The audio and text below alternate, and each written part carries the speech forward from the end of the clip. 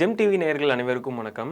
ரொம்ப நாளாவே பார்த்தீங்கன்னா, இந்த ட்ரம்ப் அவர பத்தி பேசிக்கிட்டே இருக்க வேண்டியதா இருக்கு. ஏன்னா, அவ்வளோ விஷயங்கள அவர் வந்து பண்ணிக்கிட்டே இருக்காரு. திடீர்னு ஏதாவது ஒரு விஷயங்கள் வந்து நெறைய பண்ணிக்கிட்டே இருக்காரு. திடீர்னு அவருக்கு ஏதோ எப்போ தோணுதோ தெரியல. அந்த வடிவேல் ஜோக்ல ஒண்ணு வரும்ல, இந்த மாரி உட்காந்துருக்கும்போது திடீர்னு என் மூளையில யோசிச்சேன்ப்பா அப்படிங்கிற மாரி சொல்லுவார்ல. அந்த மாரி தான் இவருக்கு எப்போ பார்த்தாலும் ஏதாவது ஒண்ணு தோணிக்கிட்டே இருக்கு. தூங்கும்போது டக்குன்னு ஏதாவது யோசிச்சாருன்னா, நல்லா இருக்கே, இது நல்லா இருக்கே அப்படின்னு சொல்லி அத போடுறாரு. இந்த மாரி தான் வந்து பண்ணிட்டு இருக்காரு. இப்போ சரி ஓகே, நம்ம அதாவது ரஷ்யா கிட்ட என்ன வாங்குறோம், நம்ம கிட்ட தான் வந்து டாக்ஸ் போடுறாரு. இல்ல பிரேசில்கிட்ட தான் போடுறாரு, இல்ல மத்த நாடுகள் சைனா மேல தான் இந்த மாரி ஒரு எதிரியா இருக்கக்கூடிய நாடுகள்ட்ட தான் போட்டிருக்காரு அப்படின்னு பார்த்தா, ரொம்ப ரொம்ப நெருங்கிய நண்பனா இருக்கக்கூடிய கனடா மேலேயே திரும்ப டாக்ஸ் வந்து போட்டிருக்காரு.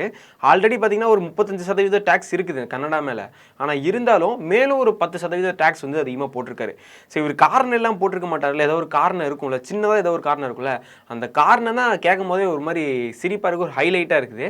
அது என்ன அப்படிங்கிறது எல்லாமே இந்த வீடியோல நம்ம பார்க்கலாம். ஃபர்ஸ்ட் கனடா நாடு இருக்குல்ல, இந்த நாடு வந்து அமெரிக்காவுக்கு ஒரு முக்கியமான தேவையா இருக்கு. ரொம்ப பெரிய நட்பு நாடாகவும் இருக்கு. நிறைய விஷயங்கள் வந்து நமக்குள்ள இந்த பிரச்சனை வராதுப்பா, நம்ம என்ன ஒட்டுக்காவே இருக்கலாம் அப்படிங்கிற மாதிரி நிறைய விஷயங்கள் வந்து அங்கே இருக்குது. இப்போ ராணுவ தளங்களாக இருக்கட்டும், பொருளாதார ரீதியாக இருக்கட்டும், நிறைய வியாபார விஷயங்களாக இருக்கட்டும், எல்லாமே வந்து கலந்துருக்கு. அதாவது இப்போ கனடா இல்லை அப்படின்னா தனித்து வந்து அமெரிக்காங்களாம் இருக்கவே முடியாது, அந்த அளவுக்கு இருக்குது. அதே மாதிரியே வந்து கனடாவுமே இருக்குது. கனடா வந்து அமெரிக்கா இந்த விஷயங்கள்லாம் இல்லை அப்படின்னா கனடானாலுமே வந்து தனித்து வந்து இந்த மாதிரி விஷயங்கள்லாம் வந்து பண்ண முடியாது அப்படிங்கிற விஷயம்லாம் இருக்குது. இருந்துமே வந்து இந்த மாதிரி பரவாயில்ல, எனக்கு என்னன்னாலும் பரவாயில்ல, நான் வந்து உன் மேல் டேக்ஸ் போடுவேன் அப்படிங்கிறது போட்டிருக்காரு.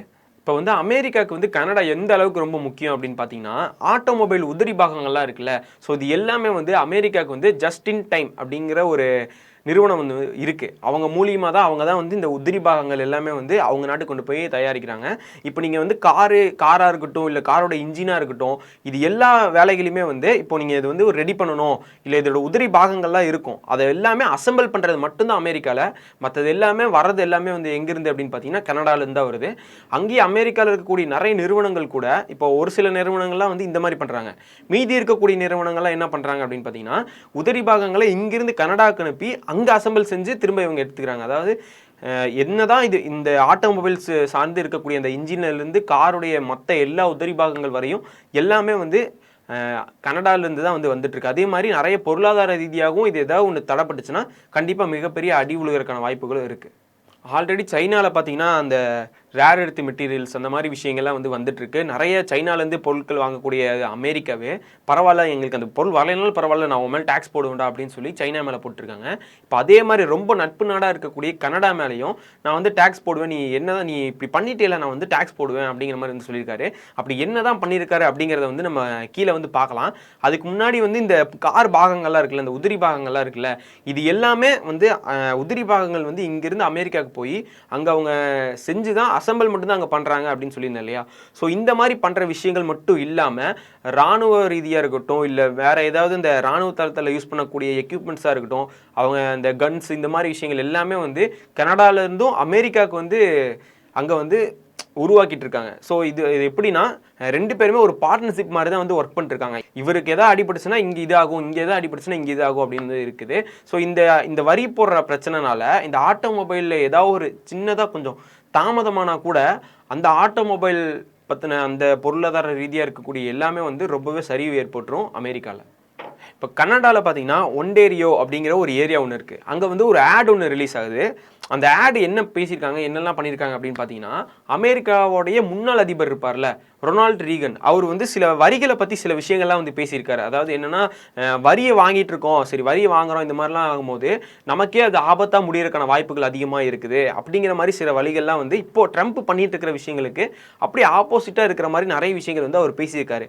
அந்த வேர்ட்ஸ் எல்லாம் சேர்ந்த மாதிரி அந்த விளம்பரத்தில் வந்து இருக்குது. அவர் சொன்னதை வந்து அதாவது ட்ரம்ப்பை அடிக்கிற மாதிரி வந்து விளம்பரம் வந்து அது இருந்திருக்குது. அதுக்கு ட்ரம்ப் என்ன ரியாக்ட் பண்ணியிருக்காரு அப்படின்னு பார்த்தீங்கன்னா, என்னடா என்ன இது பண்ணுற மாதிரியே வந்து ஆடு நீ விட்ற, என் கூட இருந்துட்டு நீ இதெல்லாம் பண்ணுறியா அப்படிங்கிற மாதிரி ஒரு கடுப்பாகி என்ன சொல்லியிருக்காரு அப்படின்னு பார்த்தீங்கன்னா, இந்த விளம்பரத்தை உடனே நிப்பாட்ட சொல்லியிருக்காரு.